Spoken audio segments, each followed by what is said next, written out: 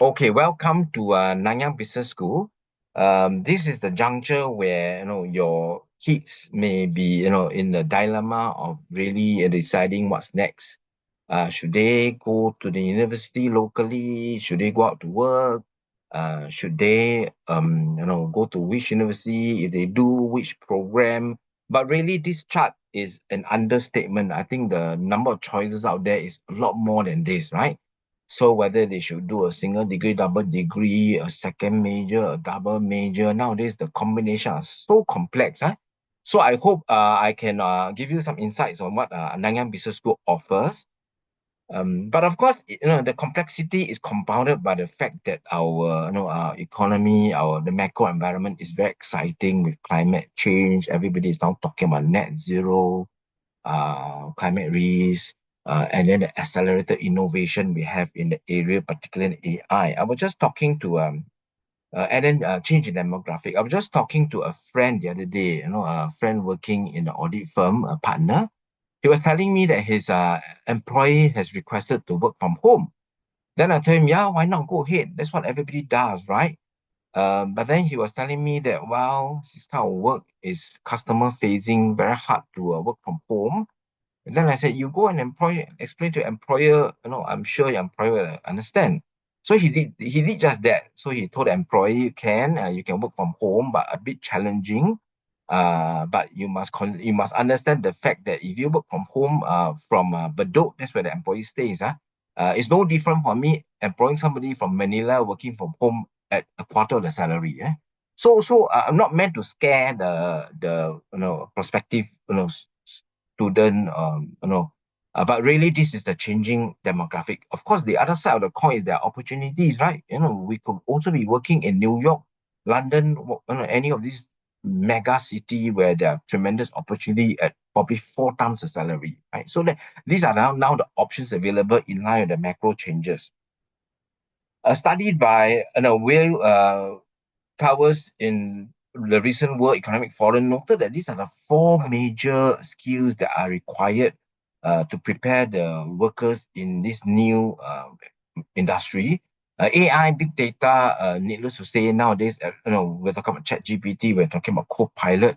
In fact, in our education sector, we are equally adopting technology to help us leverage and collaborate in our learning. With that come technology literacy, where graduates are expected to be conversant with analytics, applied analytics in their work. So again, I was talking to another employee the other day, because as part of my job, I reach out to industry to interview them, understand what are the skills that are required, so that we can then incorporate this into our curriculum. So this audit partner was telling me, no need to teach your graduate or your undergraduate complex, coding, because the application nowadays are so easy, so well interfaced. They just have to drag and drop, and then the reports are readily available. Leave the teaching to us. Instead, if you could equip them with more soft skill, because with technology, with the leveraging of technology, the graduates or the worker now need to be even more creative in their thinking. Right? Given the output, they must now be able to interpret and make sense of the nonsense. And then obviously they must be a lot more analytical. At Nanyang Business School, we know exactly what our graduates need, because we are a premium school, sitting within the intersection of a leading technology university. So therefore, whatever we do, we incorporate technology throughout our curriculum to make our graduate, desk ready when they go out to work. We rank the first in terms of the youngest university in the world. We are less than 50 years old category. But globally, we rank 15 in QS and fourth in Times Higher Education. Is ranking important, you may ask? If you're looking at it from the Singaporean perspective, of course, as the government says, every school is a good school. Every university is a good university, no doubt. No? But of course, more and more, workers, are would have an opportunity in their life, working overseas, either an overseas posting for long or for short. And many of the graduate go on to do a postgraduate, a master, or even a PhD, and this become very common. And this is always what we encourage our graduate to do, because if you sit with your undergraduate degree is probably not good enough. You have to go and upskill yourself either through executive courses or better still postgraduate. Right? So if you do a postgraduate, then where you come from, the university, whether it's high ranking or low ranking, make a difference. So our education in NTU, we aim to inculcate in our graduate the desired outcome of cognitive ability, character and competency. This is what we call the three C's. And we do it through having a flexible interdisciplinary curriculum that encourages student-driven learning in the area of curriculum and co-curriculum. And the whole idea is, a curriculum that is packed on experiential as well as collaborative. So there's a lot of teamwork, there's a lot of project for them to learn from each other, for them to explore through their internship, through the overseas exchange opportunities. So our core, the three pillars, the NBS, is very proud. Is in the area of innovate, lead, transform to meet, to equip our graduate to be ready for these core four key skills that I just mentioned. These are our product offering. We have got a 3-year. We are by far the only university in Singapore that offers a 3-year program, a 3-year in business, a 3-year in accountancy. We just launched 2 4-year program. You see the right box on the top right that says A, business accountancy. This is our core single degree, 3-year single degree for the longest time. We launched AFL. AFL stands for Accountancy for Future Leaders, because as we interact with the industry, because of the macro environment, industry is telling us we need to equip our accountant with future skills in the area of sustainability, in the area of analytics. So this is what the AFL does, an Accountancy for Future Leader. The program name is called Bachelor Accountancy Sustainability Management in and Analytics, so that the accountants will graduate with these 2 new body of knowledge to equip them to take on more future skills, future roles. The other new program is called BACF, is our Applied Computing in Finance. This is really what we call in layman a fintech degree. Because again, out there, industry is telling us, hey, you produce great banking and finance graduate, and your computer schools produce great computer graduate, computer engineering, computer science. But then the intersection of these two is where the finance industry need, because the finance product are getting very complex. Fintech is a great area of growth. And then this is an area where the industry needs people with banking and finance knowledge, and these people are able to do computing. That is where we roll out this program, where we equip our graduate in a 4-year program, banking and finance knowledge, as well as computer knowledge, so they can take on these new roles. Of course, we also offers a whole host of 4-year degree program, a double degree. We have a double degree of business and accountancy. We work with our computer schools to launch a double degree in computer science, engineering, and business, as well as a double degree in accountancy and data science and AI. Together with this, we also have got double major in sustainability, in entrepreneurship, and more than 40 over minor that we work with the other schools in NTU. So, if the graduate or the students is interested in, let's say, basketball, they can do a minor in basketball. They can do a minor in language like French or childhood, early childhood. So minor is really more for them to take on an area of interest, as well as an area that they just want to pick up some new knowledge in. How our program is stacked, they will do a 1st-year interdisciplinary collaborative curriculum. So they will sit with the other undergraduate from the other schools and work to address interdisciplinary problems like sustainability, like science and health, like digital, like career exploration.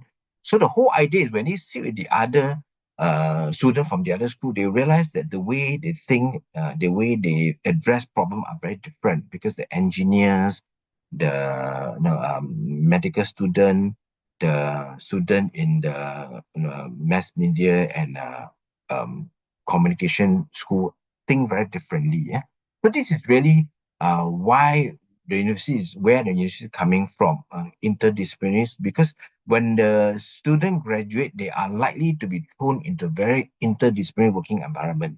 The bosses may not be from Singapore, the co-colleague is at least to be from everywhere. So therefore, you need to know how people think and behave, and you need to know how to work as a team that is interdisciplinary. So we also is probably the only university that send our undergraduate out for professional attachment at the end of first year. And this is what the whole idea is for career exploration, so that they go out, they explore the working world. Then they had the opportunity to come back and to do a second, third internship in the second year, third year, or fourth year. Then after the first year, in the second year, they then come back to the university, to the school to do our what we call a college core. So they do things like Python programming, marketing, organization behavior, accounting to basically build out the foundation. Then they go on to do their specialization, be it in accountancy or in business. In business, we got 7 specialization. So if the student is more quantitative, then they may like banking and finance, they may like actuarial science, they may like analytics. But if they're more qualitative, then they can do specializations like marketing or HR. They can select their specialization after year one, where they've gone through some of this foundational course to better understand what meets their interest better. Then they come back to do what we call broadening and deepening elective, where they can do a second major, they can do a minor, or they can use that credit to do a work study, spend 30 weeks or so outside working, accumulate experience, so that by the time they graduate, they are likely to be landed with a role that will allow them to continue from where they left and even progress ahead of their peers who may not have gone on to do much internship. I mentioned about interdisciplinary. These are interdisciplinary classes, how they're conducted. They're conducted by the expert in the respective domain area. It could be sustainability, it could be communication, it could be health, and it could be career.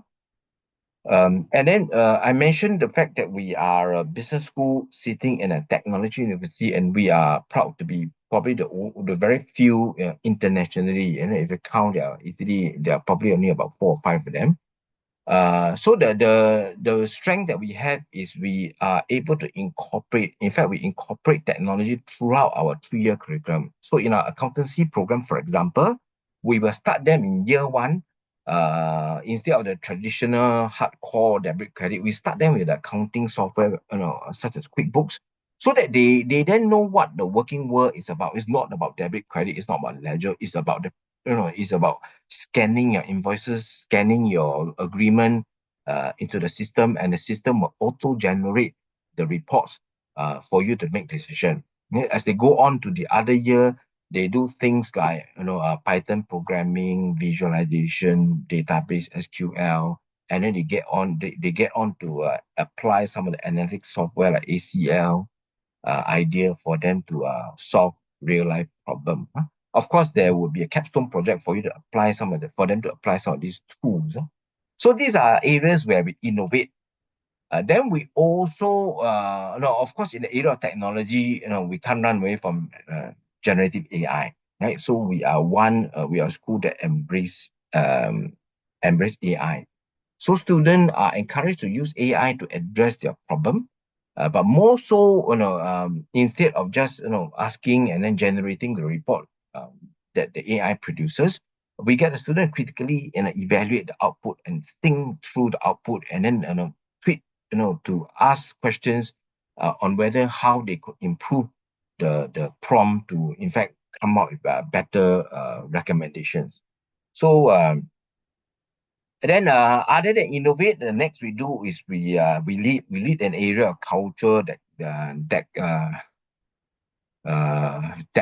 dexterity. Sorry, I always got problem pronouncing word.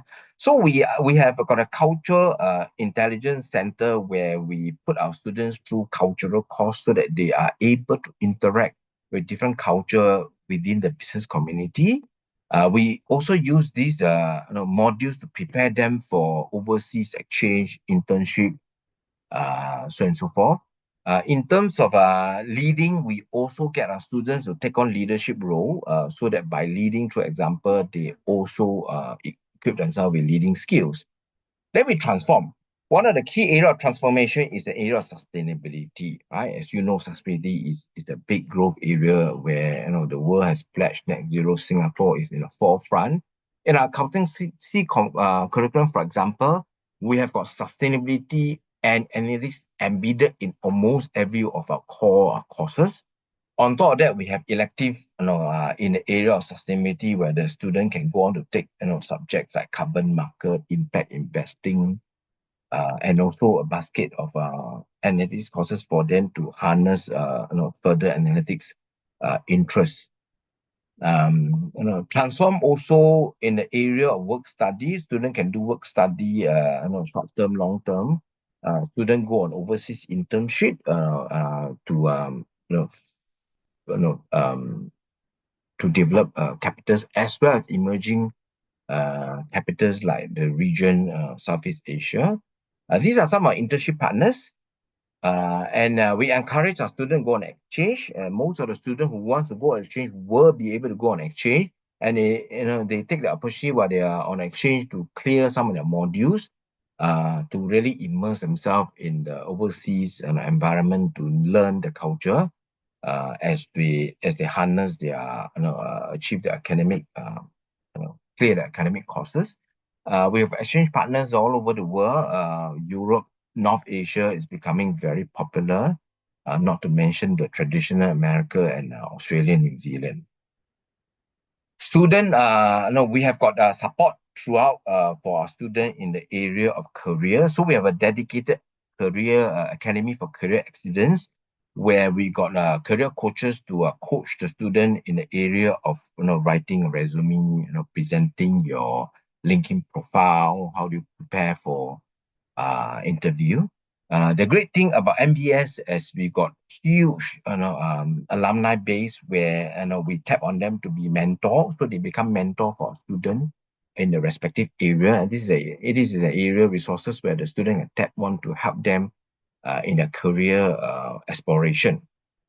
And perhaps invite my student ambassador Cleo, Sijie, and Kaylee to perhaps introduce themselves, and then we can go straight into Q&A. Before that, let me hand back to Celeste.